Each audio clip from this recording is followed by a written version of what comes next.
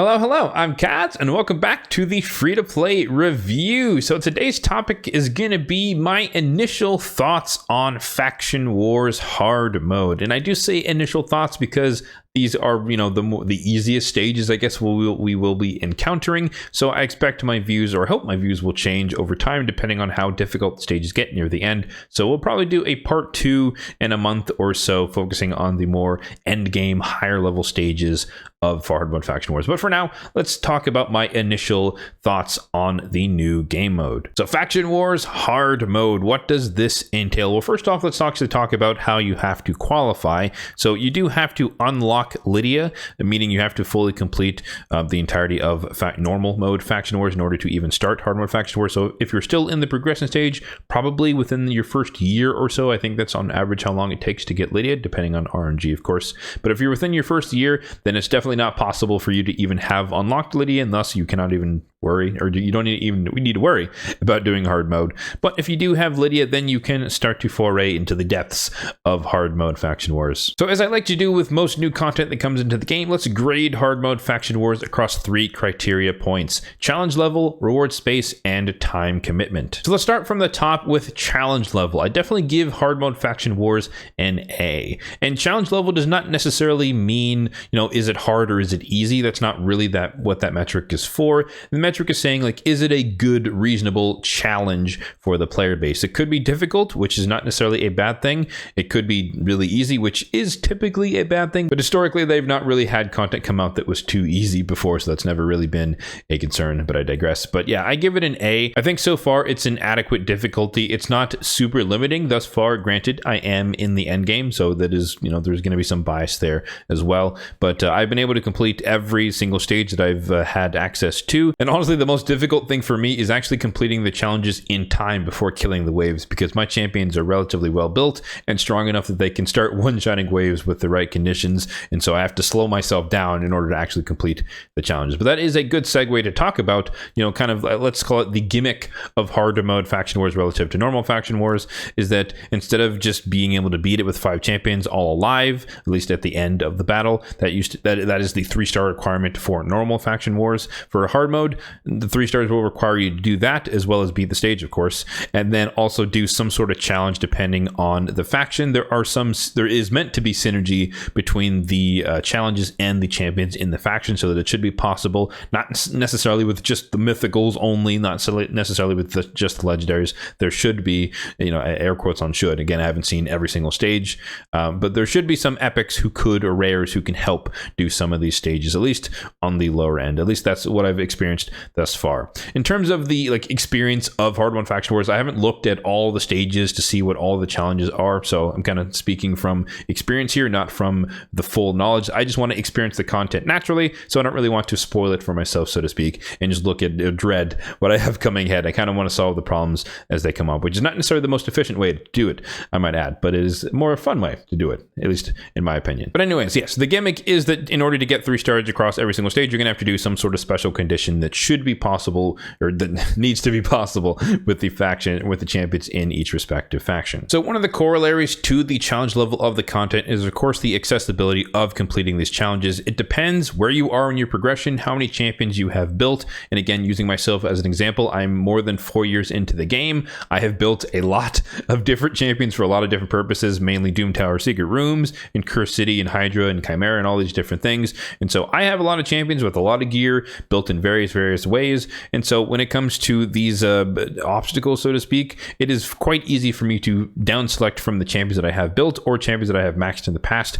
put some gear on them, complete the challenge, and move on with my life. But that might not be the case for you or anyone else trying the content for the first time, depending, like I said, on your level of progression. So grain of salt, but again, to me, the challenge level for this, it feels appropriate as of right now, and I still stand behind the grade of an A. Next, let's talk about the reward space. I do also also give this one an A. One of the main things is that you're, of course, along the way, you're going to hit all of these various milestones. So you get some energy, you get some relic materials. There is an entirely new set of relics that you will have access to by either completing all of these milestones, but of course also just completing the stages themselves. You can see here you can start to get a rare, epic, legendary, and mythical materials depending on which stage you're doing, how high are you up. And I completely forgot to mention as well that you still get your forged materials for perception and resilience, but you also have access to potentially super glyphs, so to speak. So the basic glyphs that we've all been used to coming from normal mode faction wars are uncommon, and so hard mode will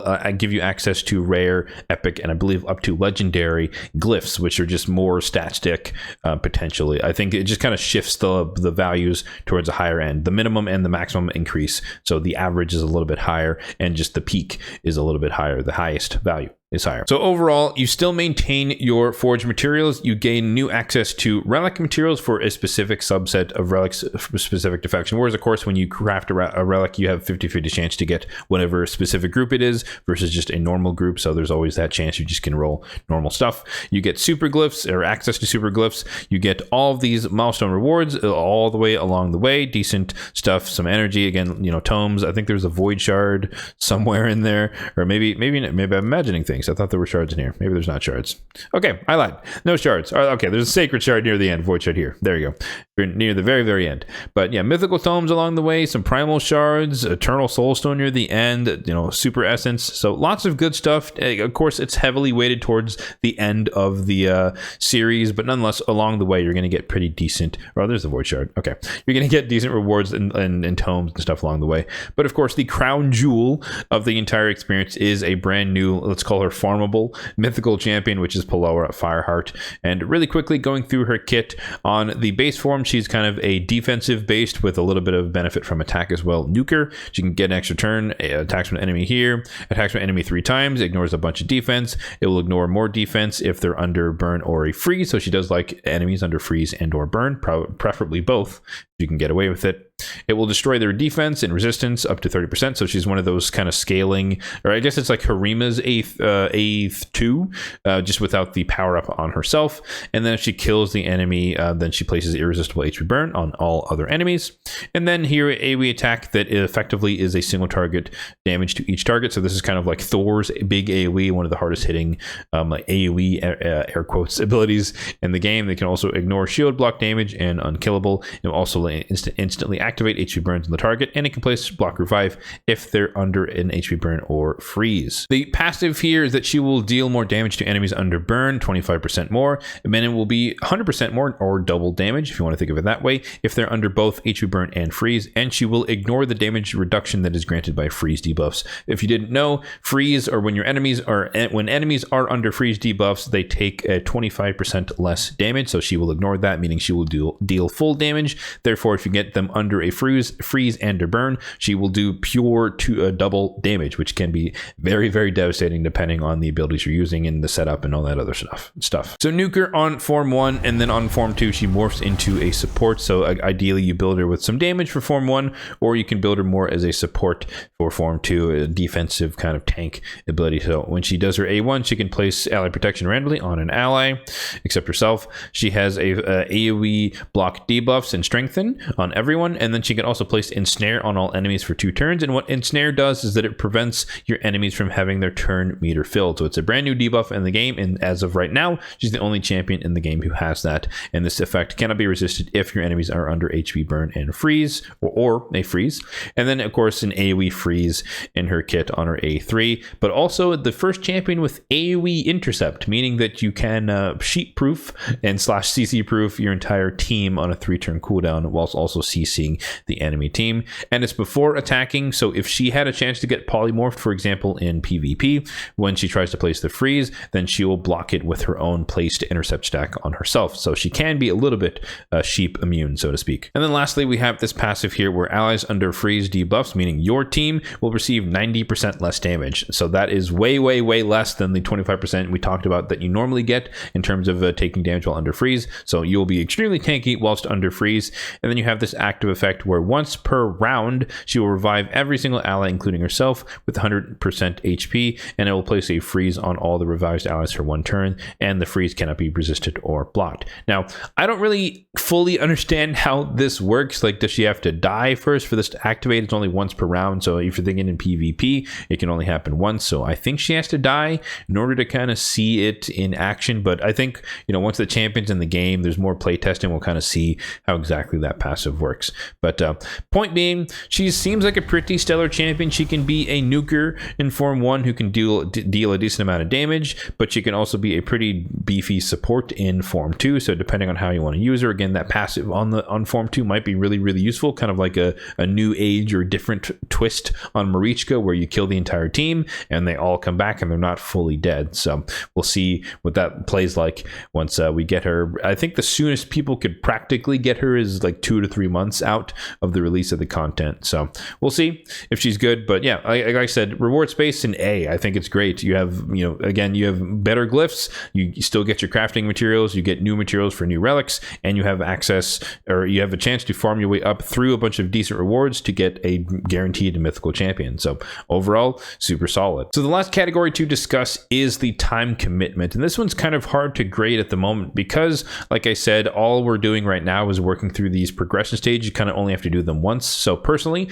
I'm spending a little bit longer on these stages to make sure that I complete the trials, because my approach, as you might be able to tell here, is that I'm just trying to 3-star everything as possible, as soon as possible, meaning I want to try, and beat every single stage, get all the 3 stars, and just move on, because these are all progression stages. The crown jewel would be farming stage 20 or stage 21, and so getting through all of these stages is just, I want to do this once and get it over with. So if it takes me 6 minutes, so be it. I never have to do it again, so I just want to make sure that I can 3-star it, and so I don't have to come back and use extra keys and end up getting behind other people progressing the stages. So we'll see how that continues on. But yeah, in terms of time commitment, it's not too bad, just because you only have it costs 6 keys per run, and you get 18 per day, assuming you do tag team arena as well. So at best, you can only do 3 stages per day per crypt that is open. So it can be pretty quick. As you can see, some of these are on the lower side, 2 minutes, 3 minutes, depending on the challenge and the accessibility of the champions who I have built, etc. Did I have to swap gear and whatnot? Or it could be upwards of 5 minutes. I think one of my longest ones is a different faction. I think it took me like 9 minutes or something to get it done, just because I had to slow and steady but complete the challenge. But point being, again, that my strategy has been to kind of take it slow as necessary to get through and ensure that I get the 3 stars, so I never have to come back to these stages ever again. So like I said, it's hard to gauge the exact time commitment as of right now, but it is nice to kind of just do 3 stages per day. It takes 15 minutes or so, depending on the difficulty and retries and whatnot. It could be upwards of a half hour, but eventually we'll get to the point where you just kind of quick battle, or not quick battle, but you kind of super raid some of the higher stages. And you will note here that super raids, you have ×2 and you have ×3. So there is a chance, or there will be at some point once we get to the stage that we actually want to farm, that you can just use all 18 keys in one go, because you have a 3x on super raids. I don't know exactly how you unlock it, but that will be useful, because you can just do a one and done thing. So future proofing a little bit, I think the time commitment is going to be very, very good or efficient, but just because you can do all your keys at once per faction. And yeah, I think that's going to be a pretty good thing. And even thus far right now, it's not too bad of a time commitment. But we'll kind of, we'll play that one by ear and see if the higher stages are a lot more difficult, they take a lot more time, etc. So again, that's something we'll readdress in part 2 in a few months. The last thing I want to touch on here is just kind of my approach overall to hard mode faction wars, just to kind of give you guys a little bit of tips. I've opted not to kind of create content around this is how you do stage 1 through 4 or 1 through 6 or all the stuff, just because, I think at some level, you guys play the game, you kind of know how to, champions that can stun, champions that can place HP burn. I think we all know at this point, hopefully you do, that you can just come into the filter here based on, it's already pre-filtered on the faction, but you can just come in here to debuffs and say who has HP burn, and then filter it on that, look at who you have in the faction and go accordingly based on that. I think we can all do that. So I don't really think, and let me know if I'm wrong in the comment section down below, but I don't think you guys need your hands held as far as at least all of these early stages. So maybe it'll come in later once it gets, much harder. We'll kind of play that one by ear, but at least for now, I'm just kind of progressing, getting my 3 stars, and I'm not really planning to make any content as far as guides on how to do these lower stages thus far. The one tip though I do want to throw out there is do not be afraid of artifact sets being used to try and complete some of the stages, and also don't be afraid to think outside the box. And I'll give you a couple of examples. I think this stage here was the one where you can place 10 stuns. Obviously, if you're more endgame or you're just lucky, you probably will have Lady Mikage. Form 2 makes that pretty easy to do. But also, you can just run champions in stun sets. It doesn't have to be someone with an AoE on the A1. Again, this is something that you will need to do only once, ideally, in order to get it done. So you can just run anyone with an AoE attack in a stun set, swap gear around. Hopefully, you have a free gear removal thing, or you wait until the Curse City, second half of the Curse City comes around where they do the free gear removal for a handful of days. You can wait till then, put some gear on the right champions, make sure they're stunning them and get 10 stuns, and then you can blast through the rest of the waves. And the same thing can apply to provokes with the provoke set and or freezing with the free set. Granted, freezing with the free set is a little bit harder to do given some of the enemies. There's a lot of cleansers, at least thus far in these early stages. So that might be harder to do if they have block debuffs out there. They have to attack you, of course, to place the freeze. But that's like tip number 1. And then tip number 2, like I said, was to think outside the box a little bit. Again, you can definitely come into these and just kind of look for who has whatever debuff you're looking for.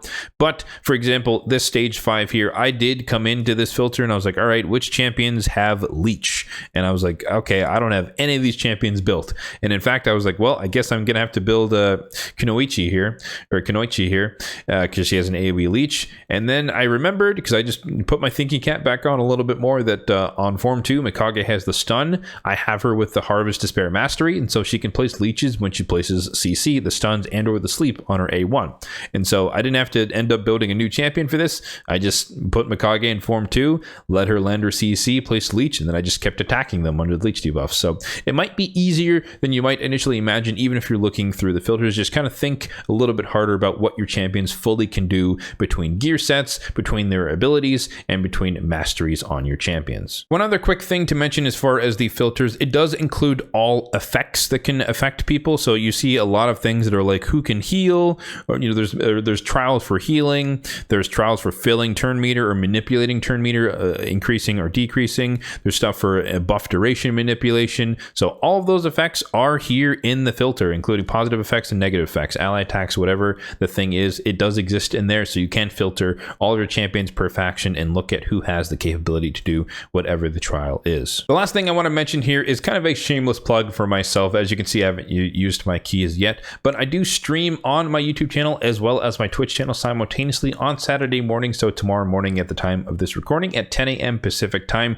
And part of what I've been doing, at least for the past week and continuing on until I guess we finish Hard Mode Faction Wars, I will be doing my keys live on stream. So if you do want to see a little bit of my approach to them directly, see it live and see how I pick the champions to beat the challenges ahead, then you can tune into the stream or watch it afterward the fact, just to see what my end game free-to-play approach has been thus far to beating these stages. And again, I will mention that end game does mean that I have a lot of champions built across a lot of different abilities and whatnot, so it is a lot easier for me in particular to beat all of these lower stages thus far. And I did want to highlight the Shadowkin specifically because this will be the first boss stage that I have unlocked thus far in terms of clearing the stages in Hard Mode Faction War, so that's kind of exciting. So we'll see if we can get a good roll on the glyph or something. I don't know, but we'll see. I think this is pretty straightforward. Clear the stage 100 turns, so that should be pretty easy. And in fact, I get to do the opposite of what I've been doing thus far, which is kind of try to kill the waves as quickly as possible versus as slowly as possible to beat some of the trials. But anyways, I digress. Shameless plug over. But if you do want to tune into that, Saturday mornings are my streams, and so for the next couple of months, every week we're going to be doing whatever I have for that Friday, Saturday reset time frame in terms of Hard Mode Faction Wars. So there there you have it. That's going to do it for the free-to-play review thus far. Initial thoughts on hard mode faction wars. Let me know your thoughts on the new content release in the comment section down below. I'm very, very curious. I did do an initial poll asking you guys how you felt about it, and majority of people were pretty positive about it. They either said that they were ready and hyped for the new content,